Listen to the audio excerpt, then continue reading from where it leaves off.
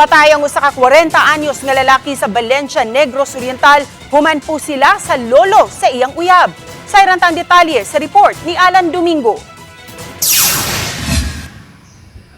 Patay! Diha dayon ang 36 anyos nga lalaki human mapusili. Sulod sa balay sa suspects sa Purok 2, Barangay Liptong, Valencia sa Negros Oriental.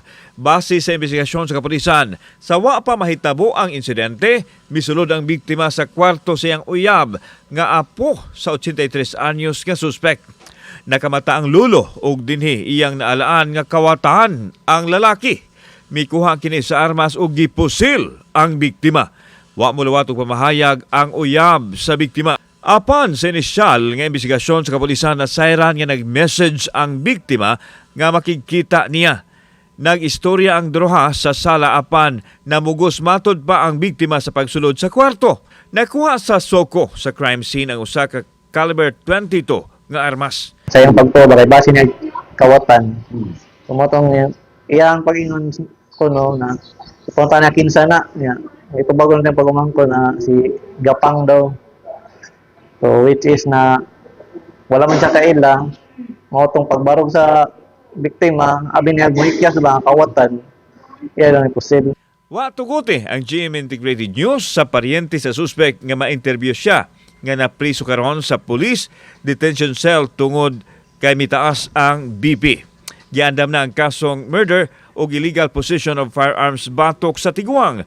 Samtang ang pamilya sa biktima nagduda nga adunay laing kuyog ang suspect. Kinitungod sa nakita nila nga daw gibunalan ang tuong parte sa agtang sa biktima. Nagtuo sila nga gibunalan kini sa wa pa po sila. Butang nga dili mahimo sa 83 anyos nga lolo kay gawas nga bata ang biktima. Imposibleng wa siya musukol.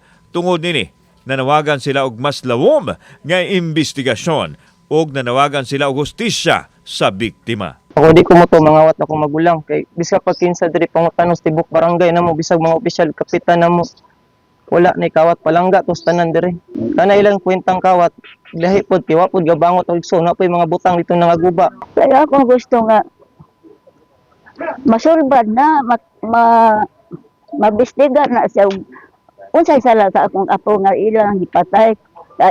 Hinuon matawag man nagkasala kay ni sulod man anang balay nga oras na pero dili man pud siguro makasulod og wala abrihin na si babaye. Kauban si Clans Gabutin, ako si Alan Domingo. Balitang Bisdak.